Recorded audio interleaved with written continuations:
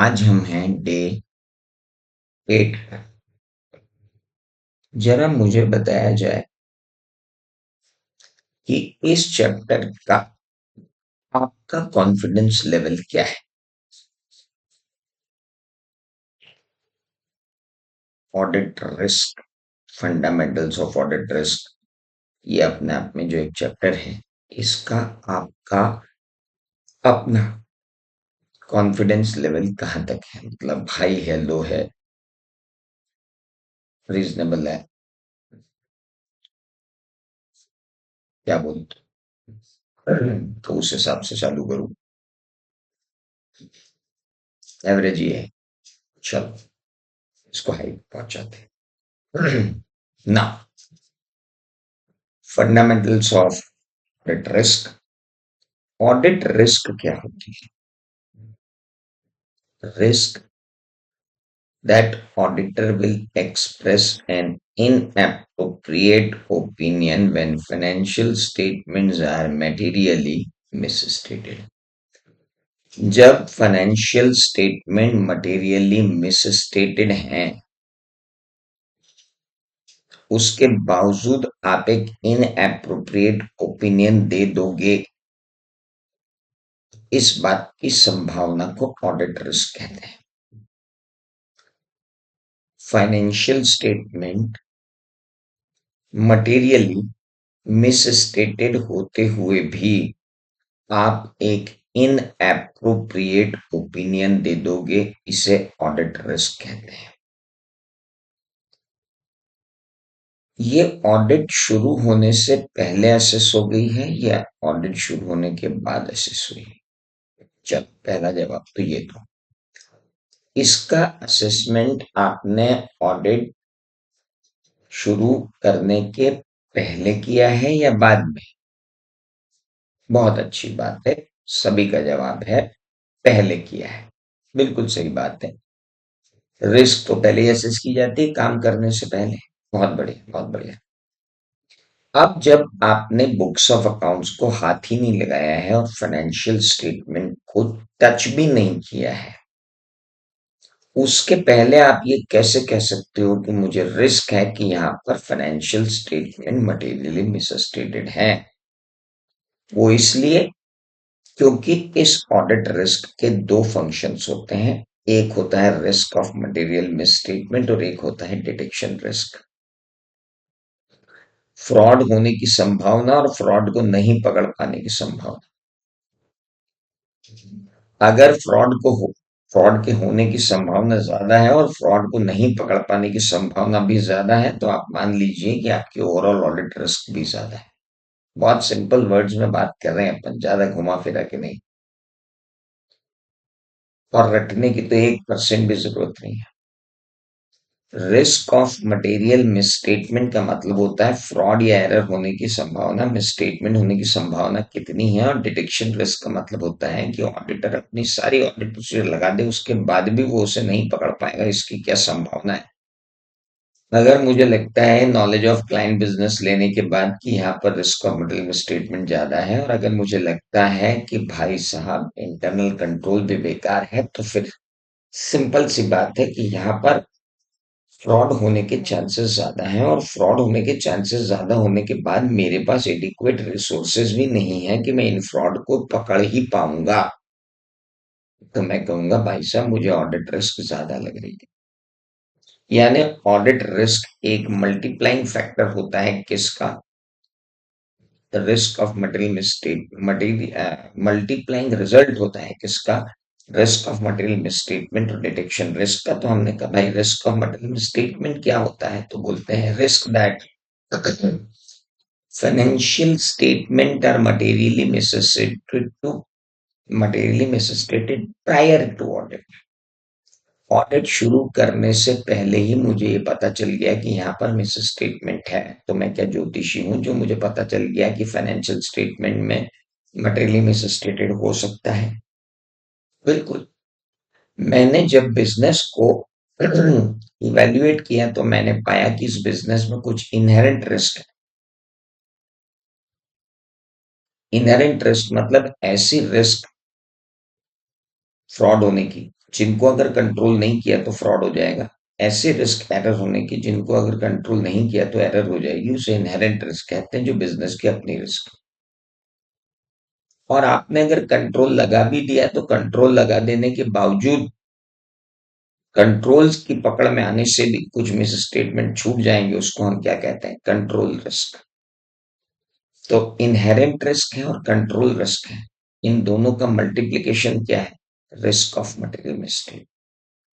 एक तो मियाँ बावरे और ऊपर से पीली भांग, तो दीवानगी की हद पार हो जानी भाई साहब। बिजनेस का नेचर ही फ्रॉड होने का है, बिजनेस का नेचर ही एरर होने का है। बैंक है, हार्ड कोर कैश में डील होता है, डिजिटल कैश में भी और फिजिकल कैश में, और दिन भर लाखों ट्रांजेक्शन होते हैं। बैंक अगर आपने मान लिया कि बैंक में इंटरनल कंट्रोल नहीं है तो बैंक में फ्रॉड की इंतहा हो जाएगी भाई साहब। लेकिन अगर इंटरनल कंट्रोल बहुत अच्छे हुए तो जो ये फ्रॉड की इंतहा है, एरर की इंतहा है, इनहेरेंट रिस्क, इसको क्या किया जा सकता है, कंट्रोल। लेकिन अपने कंट्रोल की भी डिफिशियंसीज होती। अगर कंट्रोल की डिफिशियंसीज हैं तो कंट्रोल शायद उसे कंट्रोल ना कर पाए। और जब इनहेरेंट रिस्क मल्टीप्लाई हो जाती है किससे, कंट्रोल रिस्क से, एक तो फ्रॉड होने के चांसेस ज्यादा, ऊपर से इंटरनल कंट्रोल भी नहीं पकड़ पाएगा, तो रिस्क ऑफ मटेरियल मिसस्टेटमेंट ज्यादा हो जाती है। अब फ्रॉड के आने के चांसेस ज्यादा हैं और पकड़ पाने के चांसेस भी कम हैं, या नहीं पकड़ पाने के चांसेस भी ज्यादा है, तो ओवरऑल ऑडिट रिस्क बढ़ जाती है।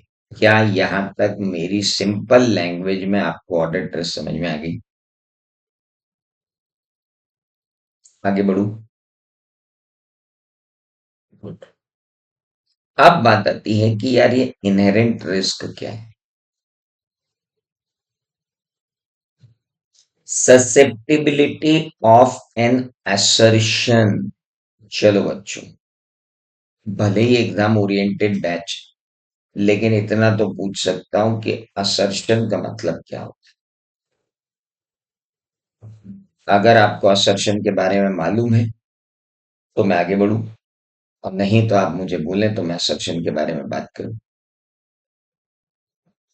रटा हुआ असर्शन नहीं चाहिए मुझे, समझा हुआ असर्शन चाहिए।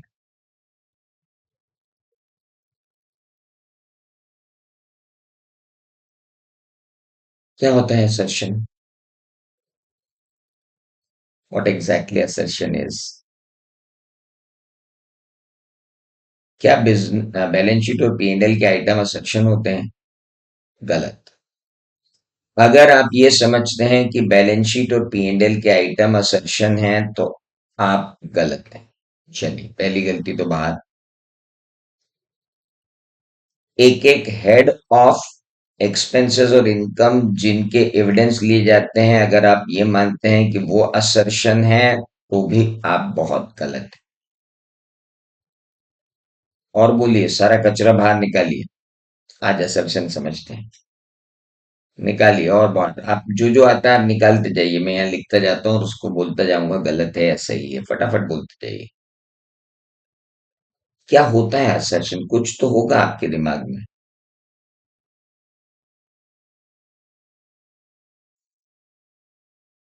हम्म।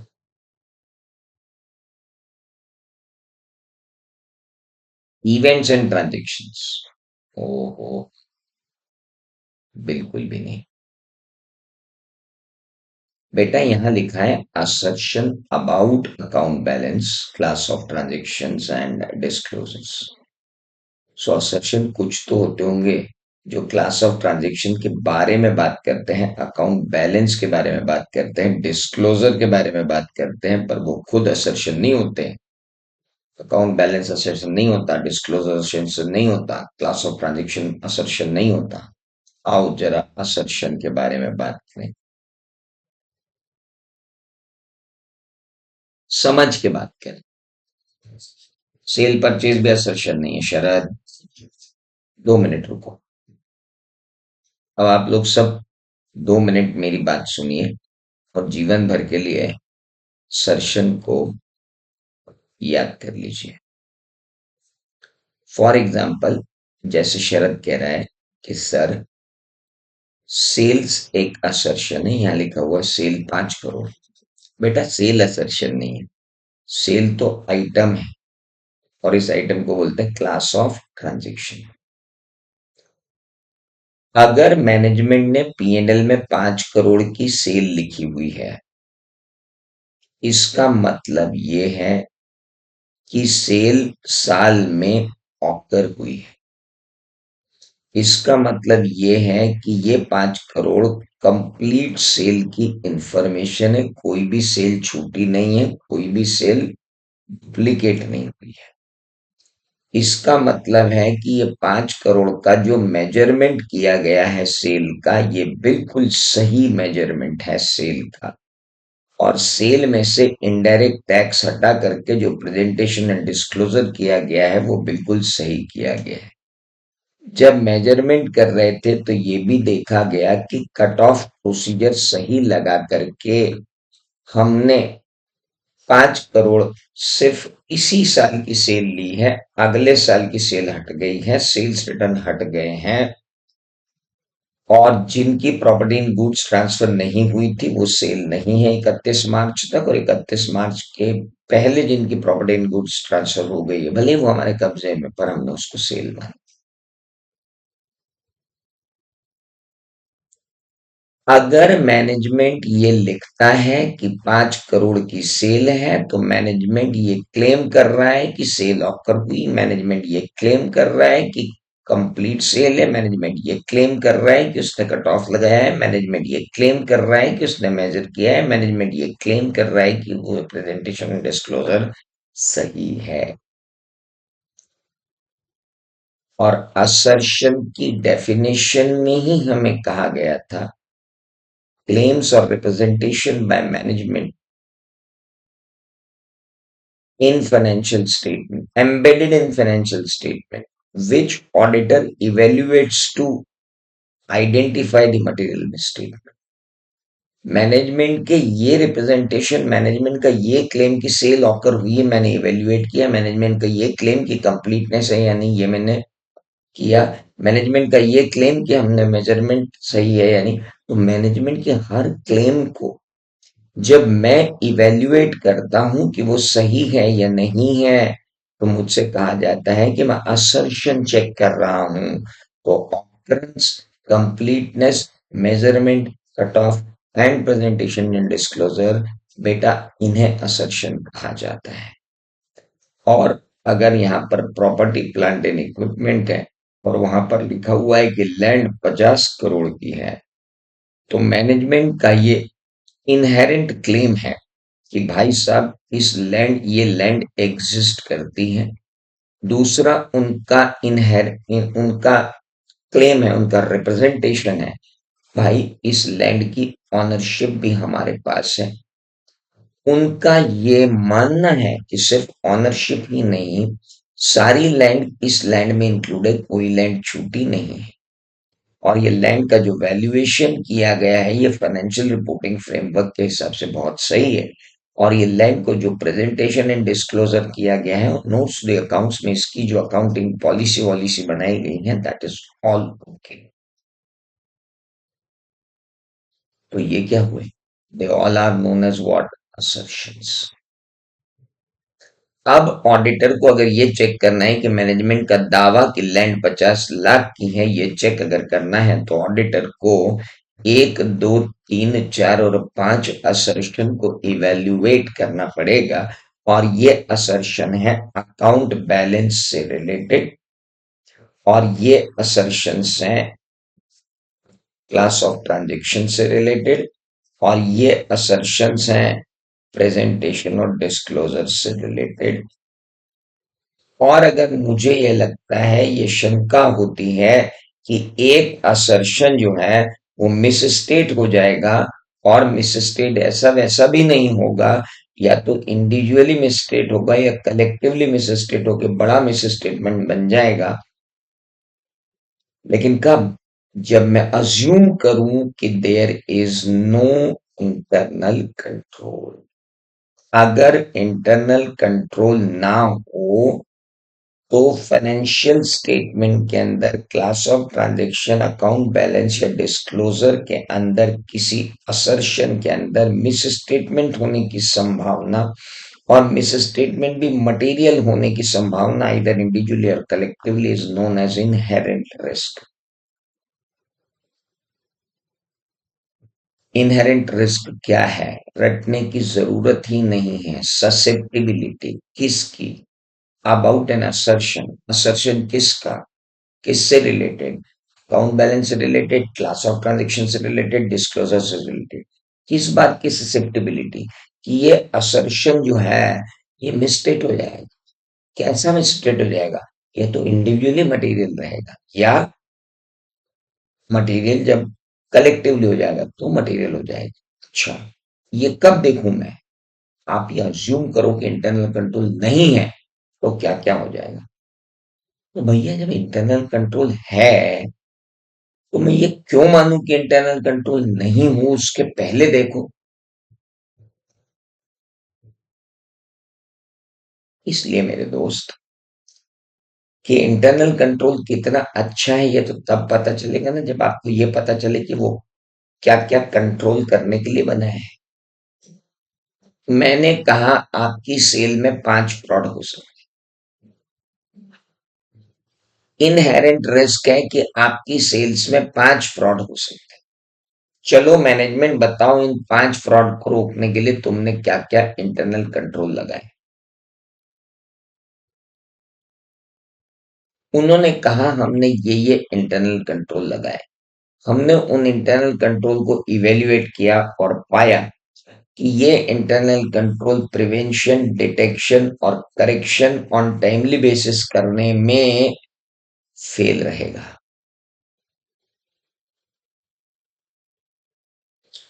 इनहेरेंट रिस्क को के कारण होने वाले मिस स्टेटमेंट को अगर इंटरनल कंट्रोल पकड़ने में फेल रहेगा तो यही इनहेरेंट रिस्क जो कंट्रोल से छन के बाहर आएगी क्या कहलाएगी? Control risk. जितने इनहेरेंट रिस्क के कारण होने वाले मिस स्टेटमेंट हैं उनमें से जितनों को इंटरनल कंट्रोल नहीं पकड़ पाएगा वो कहलाती है कंट्रोल रिस्क।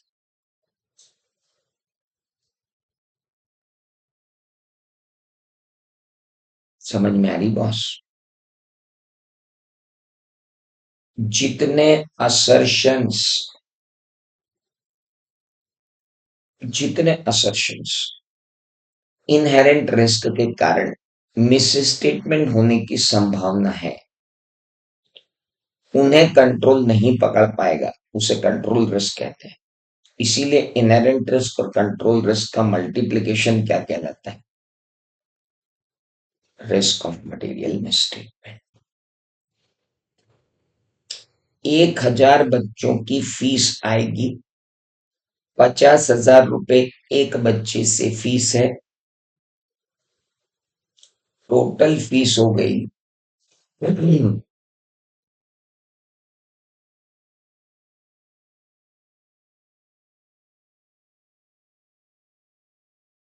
कितनी फीस होगी? 5 करोड़। 1,000 बच्चों से 50,000 की फीस आएगी 5 करोड़।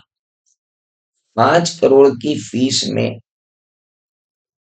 अगर इंटरनल कंट्रोल नहीं लगाया तो 20% फीस का मिसस्टेटमेंट हो जाएगा, यानी कि 1 करोड़ की तो इनहेरेंट रिस्क होगी।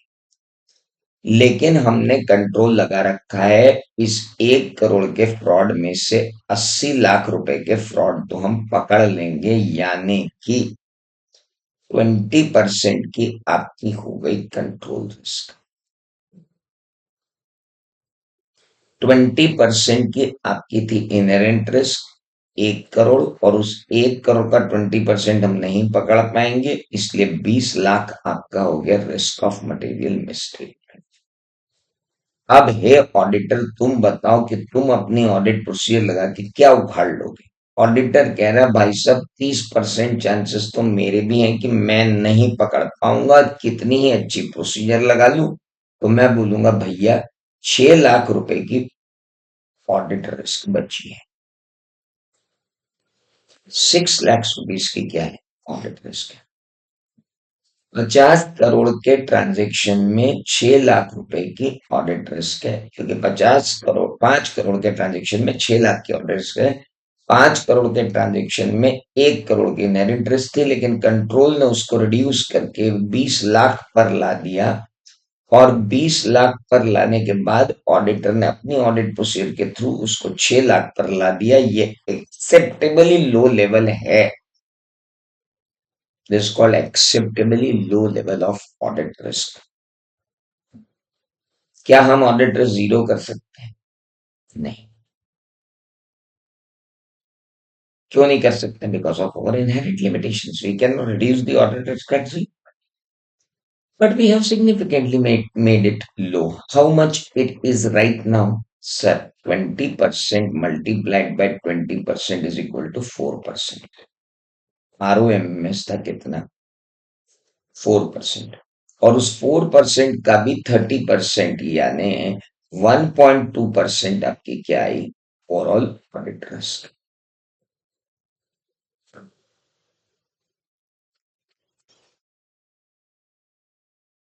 हो गया क्लियर सभी को? What is detection risk? Risk that audit procedure performed by the auditor to reduce the audit risk to an acceptably low level will not detect a misstatement that exists and that could be material either individually or when aggregated with other misstatement। तो ठीक है ना, auditor के miss statement को नहीं पकड़ पाने की संभावना डिटेक्शन रिस्क।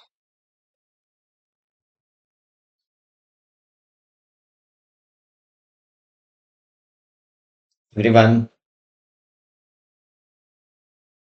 क्या यहां तक समझ में आ गया ऑडिट रिस्क? समझा हुआ तो आपका पहले से भी था, कोई मैंने नया थोड़ी पढ़ाया। This all you know very well. बस एक धूल झाड़िए।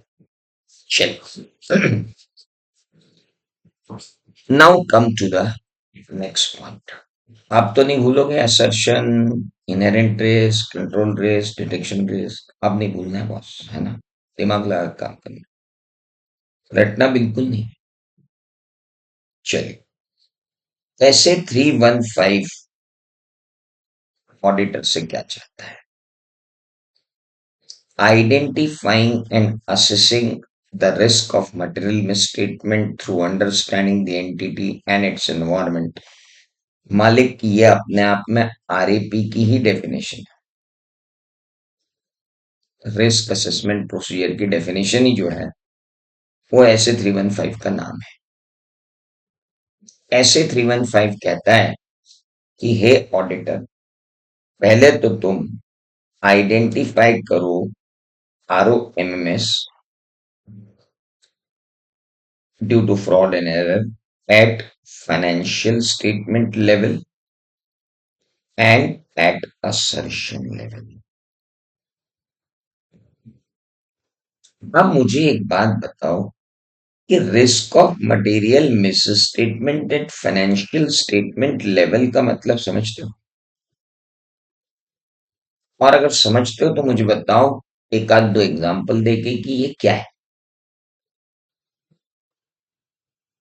इतना पढ़ लिया है अपन ने, बड़े बड़े चार्ट्स, रंगीन रंगीन चार्ट्स, बहुत सारे industrial practical examples.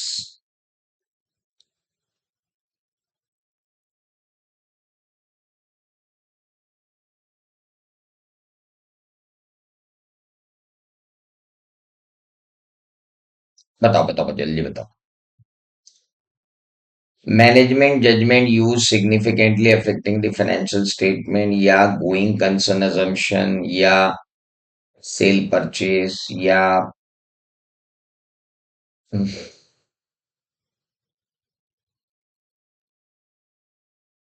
Overall financial statement level पर risk of material misstatement, जरा ध्यान से सुनिए। इनहेरेंट रिस्क और कंट्रोल रिस्क के मल्टीप्लिकेशन को ही आरओएमएमएस बोलते हो, और इस आरओएमएमएस को तुम ओवरऑल फाइनेंशियल स्टेटमेंट लेवल पे देख रहे हो। हाँ, तो बस अब सुनो। मैनेजमेंट की इंटीग्रिटी डाउटफुल है, ऐसा कोई सगा नहीं जिसको हमने ठगा नहीं। इनकम टैक्स डिपार्टमेंट ने रेड डाली है, ईडी ने हवाला में पकड़ा है, पीएफ डिपार्टमेंट के पैसे खा गए, ग्रेच्युटी के पैसे खा गए, लेबर हड़ताल पे है, उनके भी पैसे खा गए। टोटल मेस करके रखा हुआ है, इन्वेस्टिगेशंस ऑन है, डायरेक्टर जेल में है, और जिन्होंने फाइनेंशियल स्टेटमेंट बनाए हैं वही इस पूरे खेल में है। तो अगर ऐसा है कि इंटरनल कंट्रोल की धज्जियां उड़ी हुई है, और अगर ऐसा है कि लोगों ने फ्रॉड कर करके 12 बजा रखी है, तो मैं कहूंगा ओवरऑल फाइनेंशियल स्टेटमेंट लेवल पर ही रिस्क ऑफ मटेरियल मिसस्टेटमेंट है।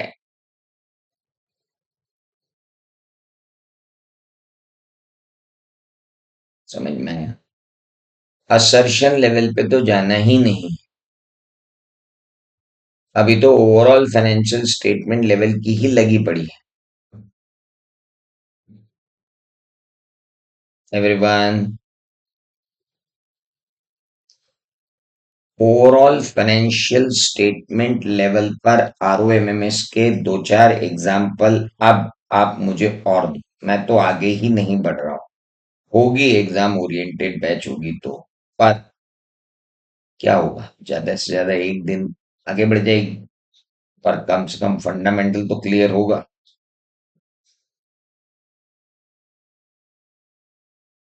जल्दी बताओ।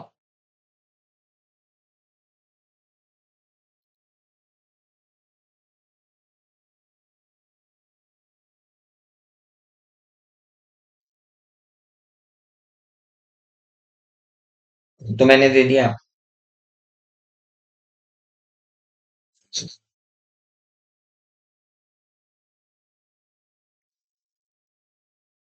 अरे, हिंदुस्तान यूनिलीवर लिमिटेड,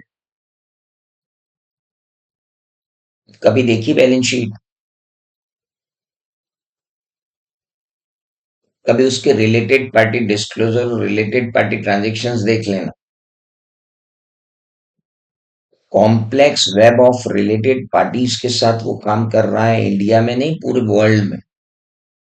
अब भाई ये तो इनहेरेंट रिस्क है ओवरऑल फाइनेंशियल स्टेटमेंट लेवल पे, कि क्योंकि रिलेटेड पार्टी ट्रांजैक्शन के बिना उसका काम ही नहीं चलता। Maximum proportion of sales and purchases are from the related parties only. आप बैलेंस शीट उड़ा के देखो उसकी।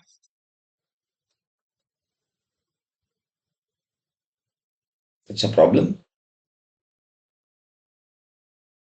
ओवरऑल फाइनेंशियल स्टेटमेंट लेवल पे ही रिस्क है सर।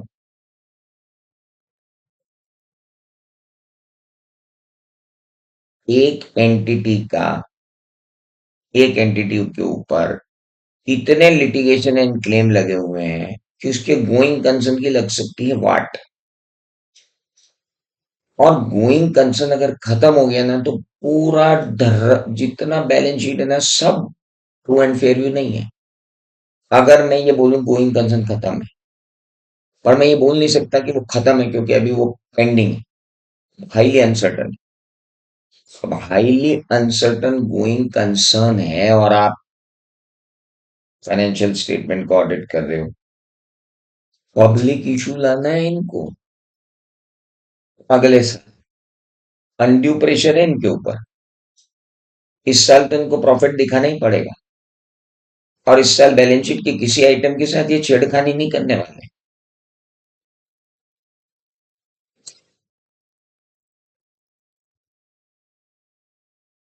किसी भलती ही लीक्स ने इनके बारे में लीक कर दी इंफॉर्मेशन और जमाने भर की एजेंसियां इनके पीछे पड़ गई। भाई साहब टोटल फ्यूचर ऑप्शन ट्रेडिंग के अंदर काम करते हैं, फाइनेंशियल डेरिवेटिव्स के अंदर काम करते हैं। फाइनेंशियल डेरिवेटिव्स के अंदर काम करते हैं और फाइनेंशियल डेरिवेटिव्स के रेट रोज ऊपर से नीचे तक दिन भर में 25 बार ऊपर नीचे होते हैं sir. Overall financial statement level पर ही प्रॉब्लम है। क्या आप मेरी बात समझ में आई? आरओएमएस दोनों जगह चेक होती है, ओवरऑल फाइनेंशियल स्टेटमेंट लेवल पर और असर्शन लेवल पर। सेल्स गलत रिकॉर्ड हो जाएगी,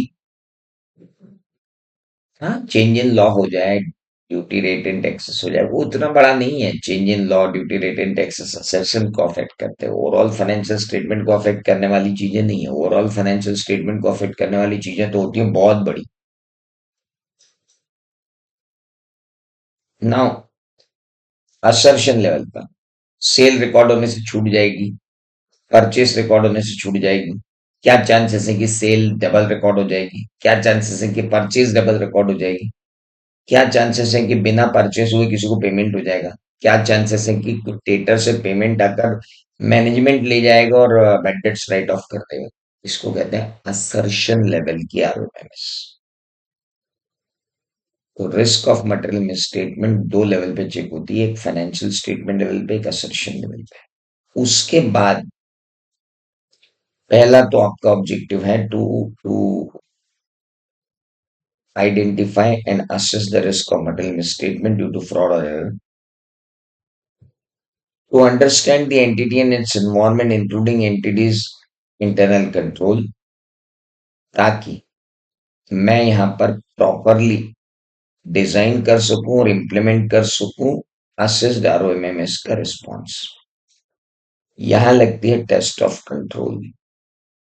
जो कंट्रोल आप यहाँ अज्यूम कर रहे हो कि हैं, उनको टेस्ट तो करना पड़ेगा ना। और टेस्ट करने के बाद अगर वो कंट्रोल मुझे सही लगे तो मैं अपनी ऑडिट प्रोसीजर की नेचर, टाइम एंड एक्सटेंट को डिसाइड करके आरओएमएमएस को कम करना चाहूँ।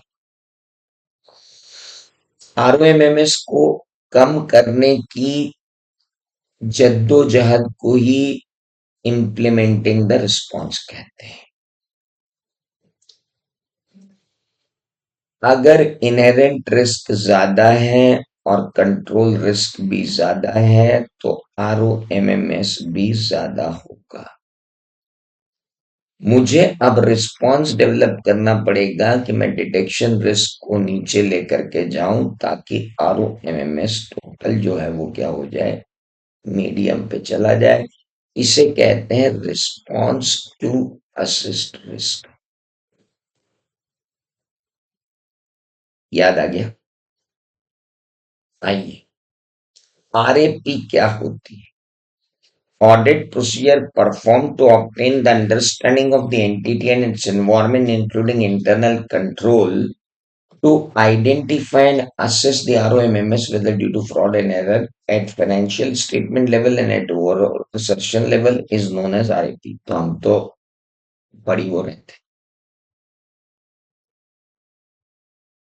फाइनेंशियल स्टेटमेंट लेवल पर क्या प्रॉब्लम है sir? Integrity of management he doubtful है, प्रॉपर रिकॉर्ड्स ही नहीं रखे गए हैं, एंटिटी के ऊपर अनड्यू प्रेशर है, एंटिटी का nature of business he fraudulent type का है, और फैक्टर जो है एंटिटी की टोटल इंडस्ट्री पे ही बादल छाए हुए हैं। ये लो, ये रहे एग्जाम्पल तुम्हारा। तो तुम तो जाने क्या क्या बोल रहे थे ओवरऑल फाइनेंशियल स्टेटमेंट लेवल पे। आरओएमएस pervasively relates to financial statement, मतलब पूरे फाइनेंशियल स्टेटमेंट को परवेसिवली अफेक्ट कर रही है, तो उसे कहा जाता है आरओएमएस परवेसिवली अफेक्ट कर रही है फाइनेंशियल स्टेटमेंट को।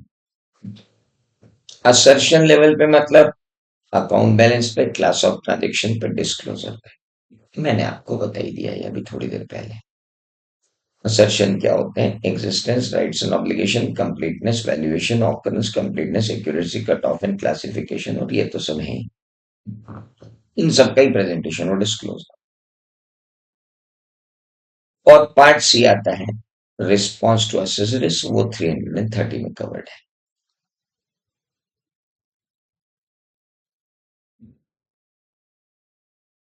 रिस्क का आइडेंटिफिकेशन मैं कैसे करूंगा?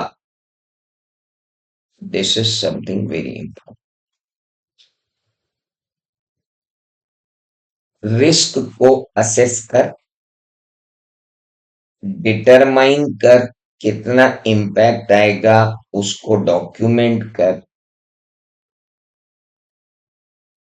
उसके बाद आइडेंटिफाई कर कि इसमें सेपरेट अटेंशन किसको देना है, मैनेजमेंट से इंक्वायरी कर, मैनेजमेंट की कंट्रोल कंसीडर कर, रिस्क की कैरेक्टरिस्टिक्स देख, और फिर कंसीडर कर कि अब करना क्या है। ये क्या था, ये क्या था सर? रुको,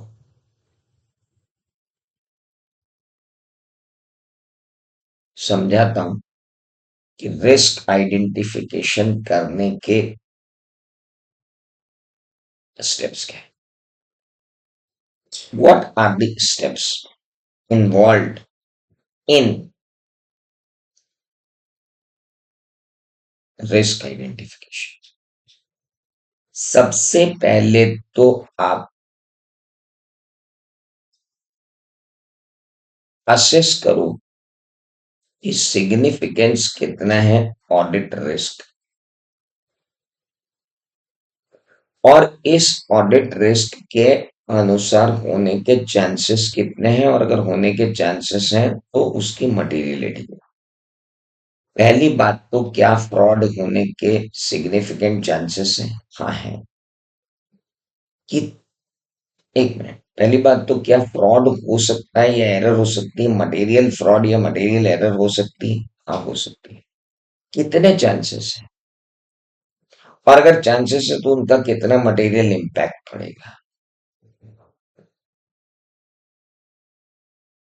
और अगर लाइक्लीहुड है मतलब ऑडिट रिस्क ज्यादा है तो मेरी ऑडिट प्रोसीजर पे क्या इफेक्ट पड़ेगा। कौन कौन से असर्शन है जो इम्पैक्ट, जिन पर इम्पैक्ट पड़ेगा। क्या ऐसी कोई रिस्क तुमको मिली जो बहुत अलग अलहदा, बहुत ही सिग्निफिकेंट, एक अलग टाइप की रिस्क थी? इन दोनों रिस्क के बारे में, एक आम रिस्क है और एक खास रिस्क है, इन दोनों आम और खास रिस्क के बारे में मैनेजमेंट का भी रिस्पॉन्स ले लो। आप मैनेजमेंट क्या कहना चाहते हो?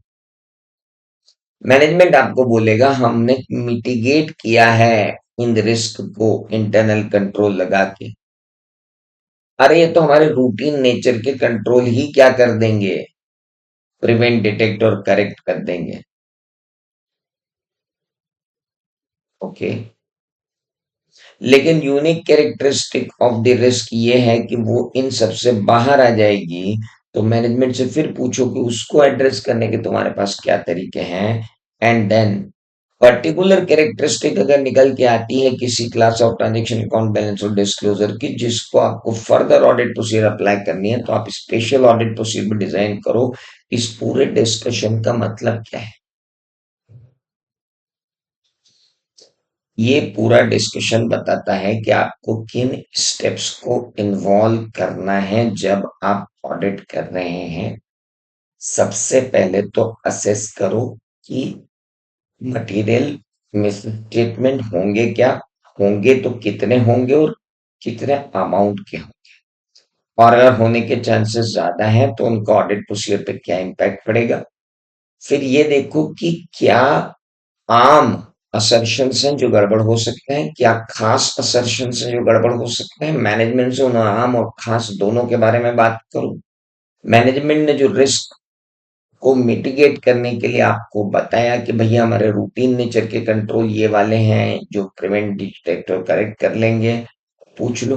उनसे ये भी पूछ लो कि unique characteristic of the fraud इसका आप क्या करोगे, तो वो आपको वो भी बता देंगे कि हमने ये किया है। और अगर आपको लगता है कि उनका किया हुआ कंट्रोल सही नहीं है तो अपनी ऑडिट प्रोसीजर की नेचर, टाइमिंग एंड एक्सटेंट को थोड़ा सा बढ़ाने की कोशिश करो, स्पेशल अटेंशन दो उस तरफ, ये वो चाहते हैं।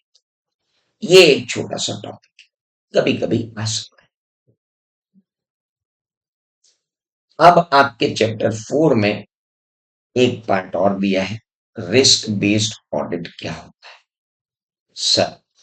रिस्क बेस्ड ऑडिट अप्रोच मतलब एक ऐसी ऑडिट अप्रोच जो डिजाइन की गई है और इम्प्लीमेंट की गई है ऑडिटर के द्वारा, जो पूरी तरह से फोकस करती है nature, timing and extent of audit procedure on those areas which have high potential material misstatement risk। अरे ठीक है ना, जिन एरिया में रिस्क ज्यादा है वहां ज्यादा फोकस करने वाली ऑडिट अप्रोच को रिस्क बेस्ड ऑडिट अप्रोच कहते हैं।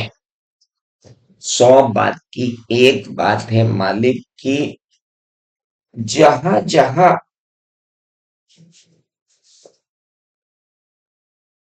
ऑडिट रिस्क ज्यादा है, मैं अपनी ऑडिट प्रोसीजर की नेचर, टाइमिंग एंड एक्सटेंट को वहां पर बहुत ज्यादा फोकस कर देता हूं ताकि मैं मटेरियल मिसस्टेटमेंट को पकड़ पाऊं। अगर मेरी ऐसी कोई अप्रोच, तो उस अप्रोच को क्या कहते हैं मालिक, रिस्क बेस्ड ऑडिट। बहुत simple, sweet and short. General step risk based audit में क्या है? तो सर रिस्क बेस्ड ऑडिट में ऑडिटर का ऑब्जेक्टिव क्या है? सर मेरा ऑब्जेक्टिव है कि मैं रीजनेबल एश्योरेंस ले लूं कि कोई मटेरियल मिसस्टेटमेंट चाहे फ्रॉड या एरर का है वो एग्जिस्ट नहीं करता फाइनेंशियल स्टेटमेंट में।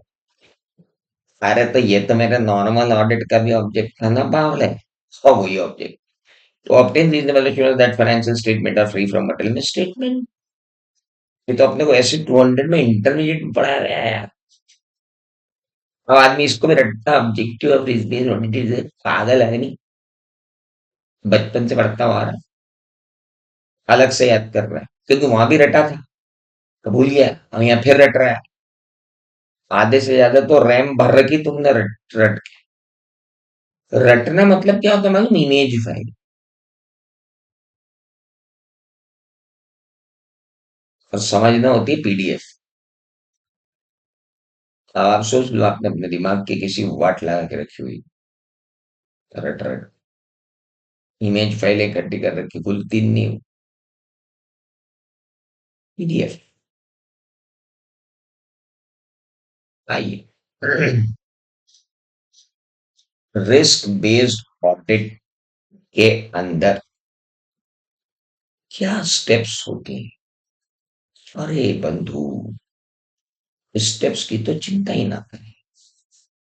सबसे पहले असेस करेंगे रिस्क ऑफ मटेरियल मिसस्टेटमेंट को, फिर डिजाइन करेंगे further audit procedure that responses to assess risk of material misstatement, और उसके बाद इशू करेंगे appropriate audit report on the basis of finding.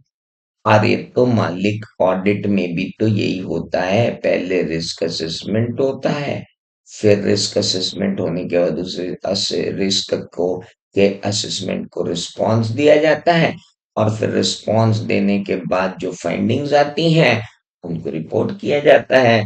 तो बात तो एक ही है सर। अच्छा, रिस्क बेस्ड ऑडिट की स्टेप्स क्या है? Assess the ROMMS। अच्छा अच्छा अच्छा, पहले तो भैया एक काम करो, क्लाइंट से एक्सेप्टेंस और कंटिन्यूएंस करना है कि नहीं करना है वो देख लो, फिर ओवरऑल एंगेजमेंट प्लान करो, फिर RAP परफॉर्म करो to understand the business and control, फिर आइडेंटिफाई करो relevant controls and their design and implementation, then assess करो risk of material statement in financial statement, identify specific risks to be addressed, communicate the material weaknesses to management and those charged with governance, and make informed judgment about the ROMMS at financial level। And पागल समझते हो क्या बे हमको? क्या लिखा हुआ है ये?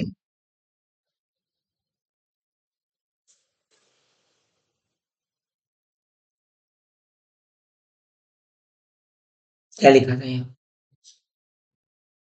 बेवकूफ समझते हैं कि एक चीज को बार बार लिखते हैं अलग अलग नाम से और हमको बोलते हैं कि देखो ये रिस्क बेस्ड ऑडिट है।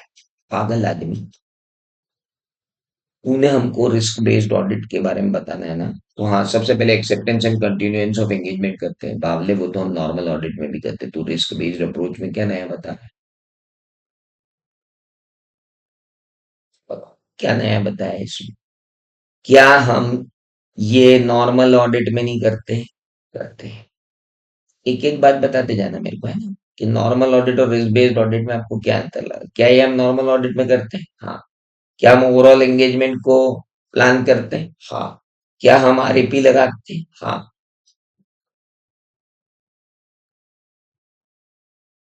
क्या हम टेस्ट ऑफ कंट्रोल लगाते हैं? मतलब टेस्ट ऑफ कंट्रोल नहीं, प्रिलिमिनरी असेसमेंट ऑफ कंट्रोल्स करते हैं। हाँ। क्या हम फिर फाइनेंशियल स्टेटमेंट में आरओएमएमएस आइडेंटिफाई करते हैं? हाँ। अगर कोई स्पेसिफिक बिजनेस रिस्क होती है तो क्या हम उसको एड्रेस करते हैं? हाँ। क्या हम मैनेजमेंट को कम्युनिकेट करते हैं दो शायद विद गवर्नेंस को कि क्या डिफिशियंसी इंटरनल कंट्रोल में? हाँ।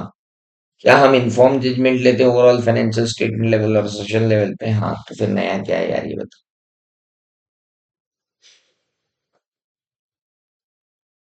नया कुछ नहीं है। फिर अप्लाई करते हैं टेस्ट ऑफ कंट्रोल और सब्सटेंटिव प्रोसीजर, और सब्सटेंटिव प्रोसीजर में होता है टेस्ट ऑफ डिटेल और substantive analytical procedure. Same to same राम कहानी है। कोई नई बात नहीं है, बेवकूफ बना रहे हैं। रिस्क बेस्ड ऑडिट के अंदर आप जरा है ना पागल मत हो जाना कि ये पूरा चैप्टर मेरे को पढ़ना है, क्या सेपरेट पढ़ना है इसमें, वो वही तो ऑडिट है। आओ जरा नया देखें। Planning the audit procedure by keeping in mind assertion that can be addressed by substantive procedure। ऐसे कौन कौन से assertion है जिन पे substantive procedure लगानी? अच्छा। इंटरनल कंट्रोल का एग्जिस्टेंस है कि नहीं? अगर हो तो कम लंबी सब्सटेंटिव प्रोसीजर लगाएंगे, नहीं तो ज्यादा लंबी और सब्सटेंटिव प्रोसीजर लगाएंगे। अच्छा। Potential of substantive analytical procedure, कहाँ कहाँ मैं सब्सटेंटिव एनालिटिकल प्रोसीजर लगा सकता हूँ? अच्छा। Need to unpredictable audit procedure, ऐसी कोई प्रोसीजर है क्या जो मुझे अनप्रेडिक्टेबल लगानी है? जब स्पेशल कैरेक्टरिस्टिक होंगी तो अनप्रेडिक्टेबल ऑडिट प्रोसीजर तो लगेगी ना। मालिक नई बात बोलो यार।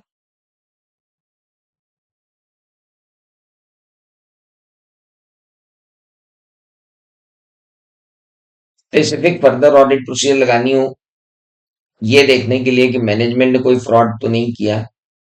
स्पेसिफिक प्रोसीजर लगानी हो स्पेसिफिक रिस्क से रिलेटेड, तो वो भी देख लो। कोई नई बात नहीं कर रहे, वही की वही बात कर रहे हैं कि आरएपी के हिसाब से एफएपी लगाओ।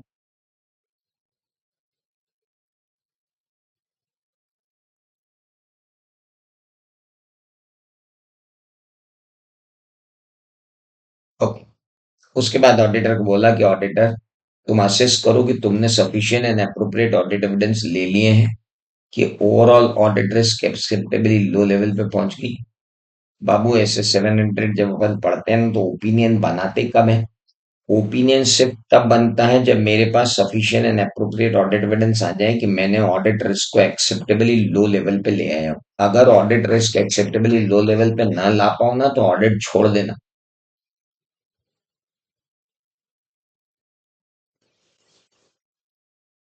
ऑडिट की रिस्क को एक्सेप्टेबली लो लेवल पर ना ला पाओ तो कृपा करके ऑडिट बीच में ही छोड़ देना।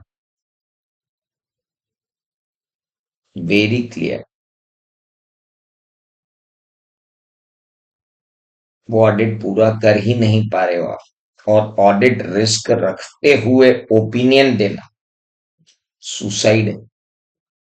इसलिए ऑडिटर को बोला कि sufficient and appropriate audit evidence ले कि तूने अपनी ऑडिट रिस्क को एक्सेप्टेबली लो लेवल पे पहुंचा दिया है ना। और जो लेवल ऑफ आरओएमएमएस है वो चेंज नहीं हुआ है, उसको मैंने एक्सेप्टेबली लो लेवल पे पहुंचा दिया है। और जो कंक्लूजन ड्रॉ किए हैं मैंने वो बिल्कुल अप्रोप्रिएट है। और कोई भी सस्पिशियस सर्कमस्टांसेस अगर दिखा है तो मैंने उसको एड्रेस कर दिया है। इसे कहते हैं रिस्क बेस्ड अप्रोच।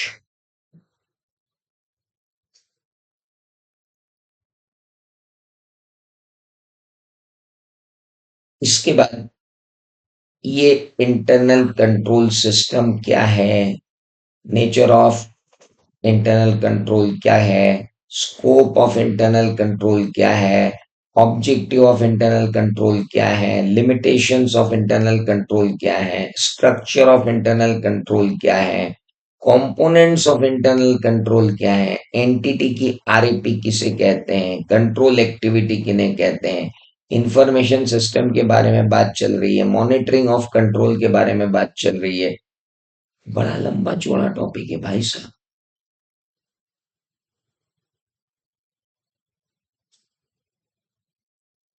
फिर ऐसे 265 भी आ जाएगा। If you go to this, you will get it that this particular chapter has an enormous content. इसीलिए इसको हमने 3 दिन दिए हैं, 3 days। एक आज का दिन है, एक कल का दिन है और एक परसों का दिन। 3 दिन, 25 क्वेश्चन। आज जितना पढ़ा, अब जरा उनके बारे में क्वेश्चंस कर लें। फिर कल पढ़ेंगे, कल वाले के बारे में क्वेश्चंस कर लेंगे। फिर परसों पढ़ेंगे, फिर परसों के बारे में क्वेश्चंस कर लेंगे। कुछ समझ में आया आप लोगों को? एवरीवन, आगे बढ़ू? चलिए, लेट्स मूव टू क्वेश्चंस।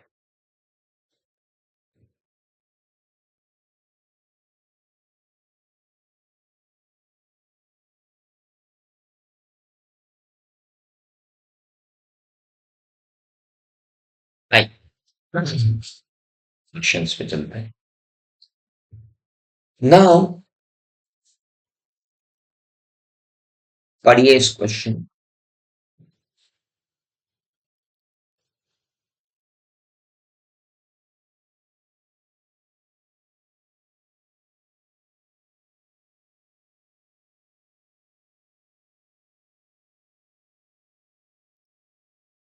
पढ़िए।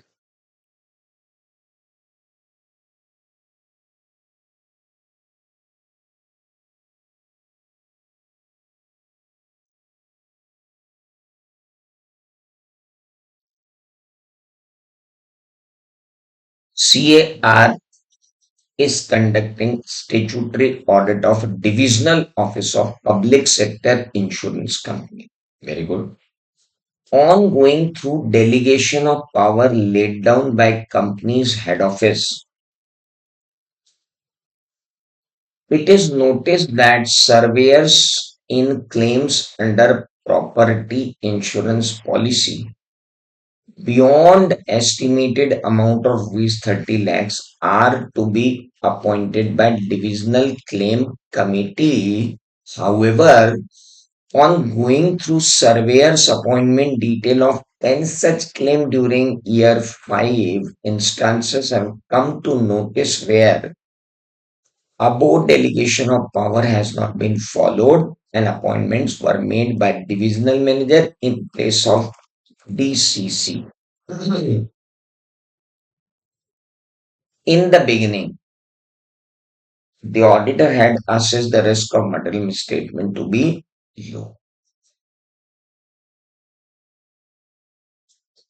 शुरुआत में ROMS लो रखी गई।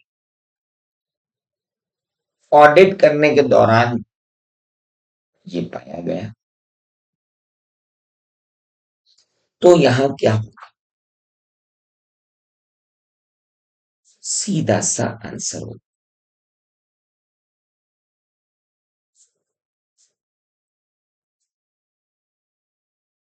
According to S 315।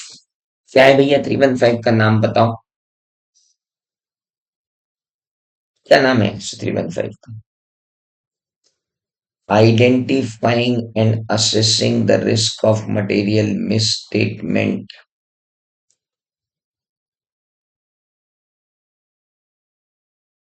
Identifying and assessing the risk of material misstatement through understanding the entity and its involvement. क्या बड़ा नाम है।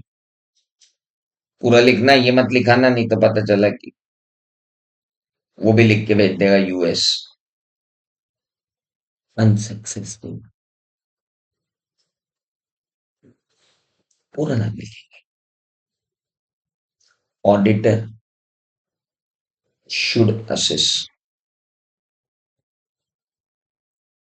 risk of material misstatement at financial statement level and at assertions level.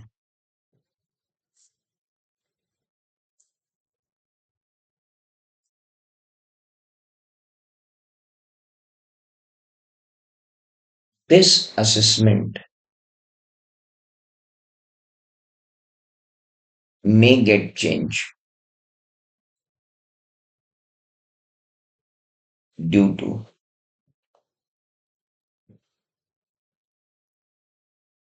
findings of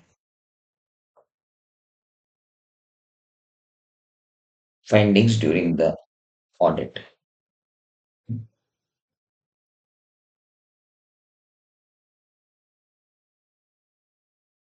If there is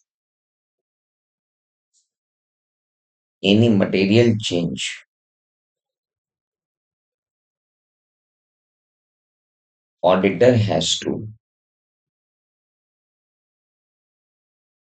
mend nature, timing, and extent of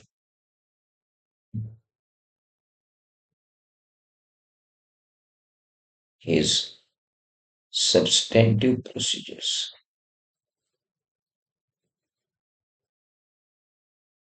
इतनी बात तो अपने को मालूम है, ये तो अपने को लिखना है। चाहे मॉड्यूल लिखे ना लिखे उससे क्या मतलब। In the given question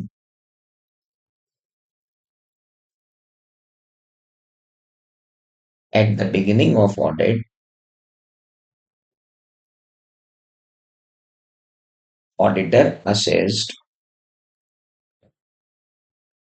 ROMMS as low, but when applying test of control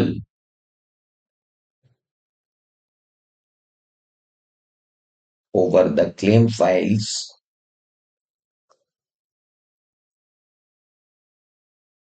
he found weakness in control, weakness in implementation of control.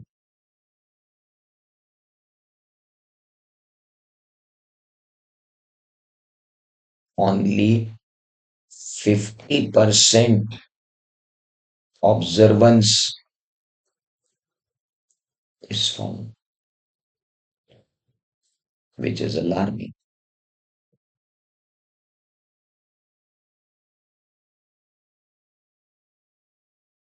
Hence, internal control is not effective, resulting in increase of risk of material misstatement. Hence, auditor has to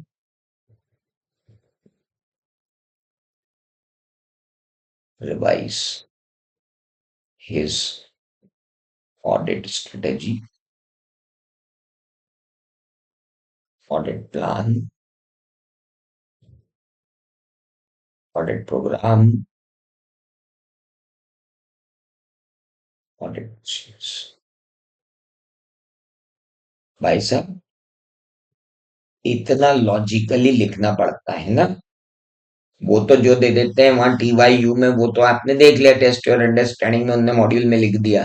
अरे ऐसा नहीं होता है यार। वो module में कुछ भी लिख देंगे तो उससे क्या होगा। आपको मॉड्यूल वाला क्वेश्चन तो आएगा नहीं, क्वेश्चन नया ही आएगा और क्वेश्चन लॉजिकल ही चलेगा।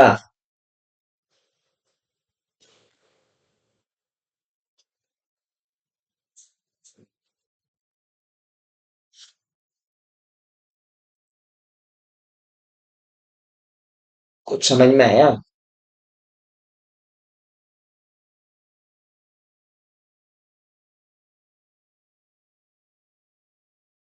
आगे बढ़े। चलो।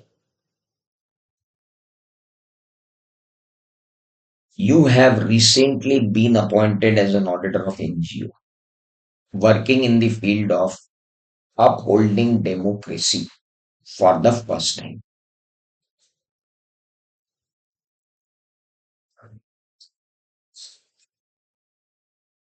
The last year accounts of NGO were unaudited. Very good. And activities were limited at small scale. However, it is only in current year that NGO has received substantial donation including foreign funds. The said NGO is also crowdfunding for its donation.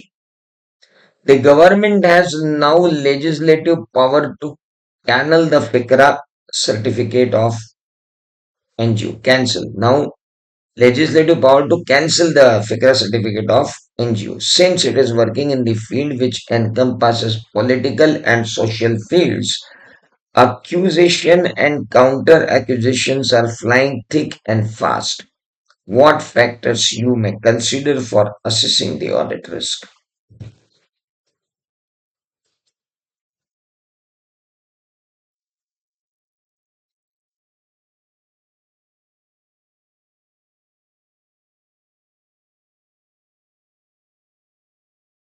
बताइए sir.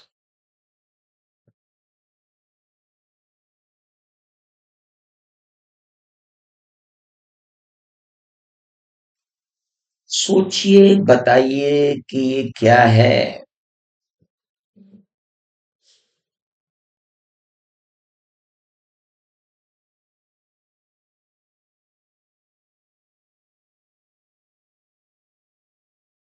जो चीज लिखना थी उसे छोड़कर बाकी सब लिखा है मॉड्यूल। आप खुद ही देख लो।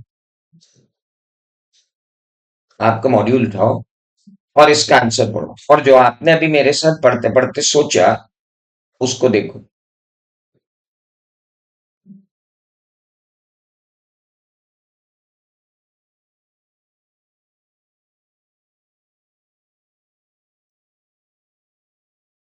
हम जो सोच रहे थे तुम्हारी थॉट प्रोसेस बिल्कुल सही थी। तुम मॉड्यूल के आंसर को देख के अपने फंडामेंटल क्यों चेंज करते हो?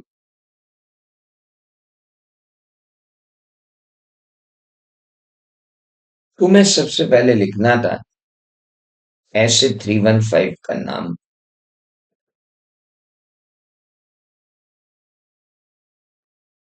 दूसरा लिखना था कि risk of material misstatement assertion करने का ऑब्जेक्टिव है at overall financial statement level and at overall materiality level and overall financial statement level and assertion level.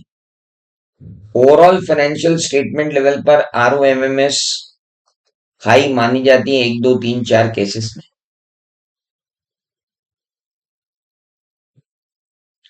दिए गए क्वेश्चन में फॉरेन से डोनेशन लिए जा रहे हैं, एक। लेजिस्लेटिव कंट्रोल बहुत तगड़ा है फिकरा का, दो। चूंकि फंडिंग पॉलिटिकल और सोशल फील्ड में हो रही है इसलिए आरोप लगे हैं। और अगर आरोप लगे हैं तो हो सकता है कि इंटीग्रिटी ऑफ मैनेजमेंट भी प्रॉब्लम में हो। जब इंटीग्रिटी ऑफ मैनेजमेंट डाउटफुल लगे, जब रेगुलेशंस और इकोनॉमिक एनवायरनमेंट कॉम्प्लेक्स हो। हेलो। लास्ट ईयर्स अकाउंट्स क्या है? अनऑडिटेड। तीन बातें तो आपने निकाल ली वहां से। लास्ट ईयर के ऑडिटेड अकाउंट्स अनऑडिटेड है।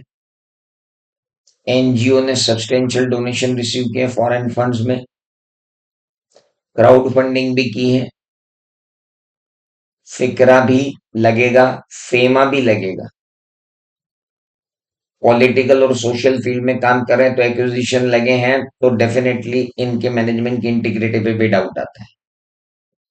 तो ये सारी चीजें मिलकर ओवरऑल फाइनेंशियल स्टेटमेंट लेवल पर आरओएमएमएस बढ़ा रही हैं, जिनको कि रिड्यूस करने के लिए ऑडिटर को अपनी सब्सटेंटिव प्रोसीजर की नेचर, टाइमिंग एंड एक्सटेंट को बढ़ाना पड़ेगा। ये कंक्लूजन वहां जाना चाहिए। आप मेरे स्टूडेंट हो, आप इसका आंसर सही ड्राफ्ट करोगे, क्योंकि सही ड्राफ्टिंग सीखना पड़ेगी।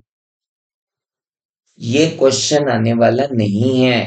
इसके जैसा दूसरा क्वेश्चन पूछा जाएगा और उस दूसरे क्वेश्चन का आंसर ये नहीं रहेगा जो यहाँ दिया हुआ है।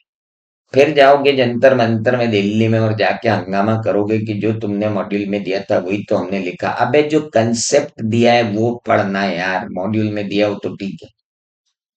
तेरे फंडे तेरे साथ है ना, तो तू कंसेप्ट बेस्ड आंसर लिखना यार। तू क्यों पागल बनता है यार इधर उधर जाके? मेरे को एक बात बता, लिखते रहो। तेरे फंडे क्लियर है ना, तो तू तेरे फंड क्लियर फंडे से लिख लेना। अनक्लियर से लिख के कौन सा नंबर ले आया तू? चलिए बता। चार्ट बना दिए, क्या किया है? इन मॉड्यूल की समरी उठा के कलरफुल चार्ट में दे दी और तुमको घुटवा दी। तुमको घुटे घुटाए लिखा है। क्या उखाड़ लिया तुमने लिख के? तो अब एक बार मेरी भी बात मान लो,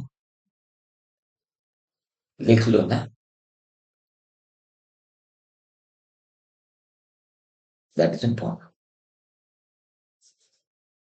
5 रंग की 5 किताबों को एक एक बार पढ़ने के बजाय एक रंग की एक किताब के अंदर दिए हुए फंडामेंटल को सही तरीके से लिखना सीख लो मेरे भाई। पास हो जाओ। आ जाओ। एसटी लिमिटेड growing company है, currently engaged in business of manufacturing of tiles. Company is planning to expand the diversify the operation. Management has increased the focus on internal control to ensure better governance. Management has discussion with statutory auditor to ensure the steps required to be taken. That statutory auditor is risk based and focused areas of greatest risk to achievement of the company's objective. Please advise management and auditor on steps that should be taken for the same.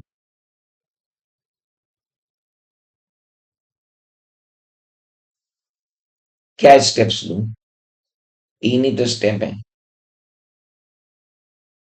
Risk based audit, risk का assessment कर, risk को response दे और reporting कर। 3 ही तो चीजें लिखनी भी पड़ी।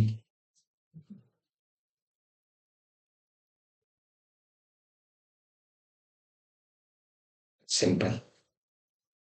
चल, next question. Power Green Limited is engaged in business of manufacturing carpets. Company is planning to expand and diversify. बहुत बढ़िया, expand भी करना चाहते हो, diversify भी करना चाहते हो।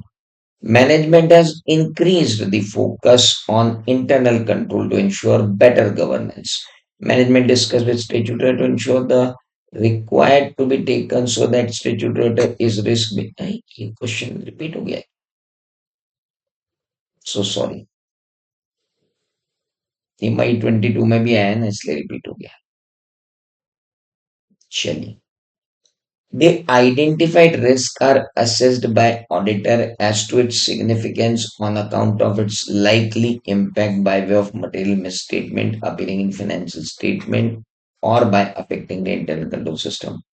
What may be the points of indication that may direct the auditor to judge that the risk identified may be significant? Oh, ये क्या क्वेश्चन है? सो ये क्वेश्चन क्या है?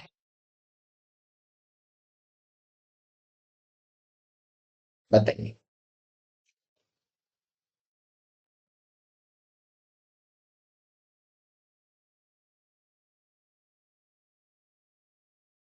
क्या ये एक जनरल क्वेश्चन है?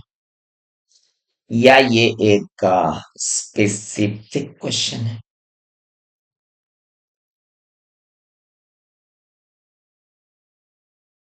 अरे वो आपसे पूछ रहा है कि देखो ध्यान से, जब ऐसा क्वेश्चन आ जाए तो दूसरी बार पढ़ो, अपने आप समझ में आएगा। They identified risk assessed by auditor as to its significance on account of likely impact by way of material misstatement appearing in financial statement or by affecting internal control system. मतलब material misstatement appearing in financial statement or by affecting the internal control, what may be the points of indication that may direct the auditor to judge the risks identified may be significant. यानी वो आपसे 10-12 तो नहीं बोलूंगा, 4-5 example मांग रहा है जिनसे आपको ऐसा लगे कि रिस्क ज्यादा है। पहली बात तो risk of material misstatement due to fraud होने के चांसेस कितने हैं? That is very important. हो सकता है misapplication of accounting policy कर दो आप। हो सकता है आप अकाउंटिंग एस्टिमेट का मिस यूज कर लो। हो सकता है आप रिलेटेड पार्टी ट्रांजैक्शंस में चले जाओ और वहां गड़बड़ कर दो। हो सकता है आप ट्रांजैक्शंस को कॉम्प्लेक्स बना दो।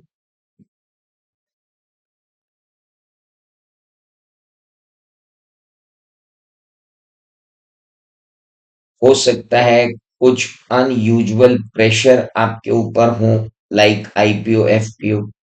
तो कुछ नहीं, कुछ एग्जांपल्स देना थे जिनसे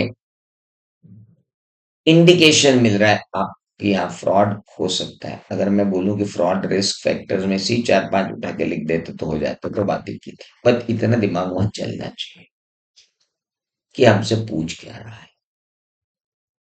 इसलिए जब आपको ये लगे कि पूछ क्या रहा है, तो मैंने सबसे ज्यादा गोले कहाँ लगे हुए हैं ये आप बताओ। पूरे क्वेश्चन में गोले लगे हुए हैं कि सिर्फ आखिरी की 2 लाइन में? तो आखिरी की 2 लाइन में गोले लगे हुए हैं, तो मैंने पूरी तरह से कहाँ कॉन्सेंट्रेट किया है लिखते समय? लास्ट की 2 लाइन पे कि पूछा क्या है। जो पूछा है वो लिख के आ जाओ।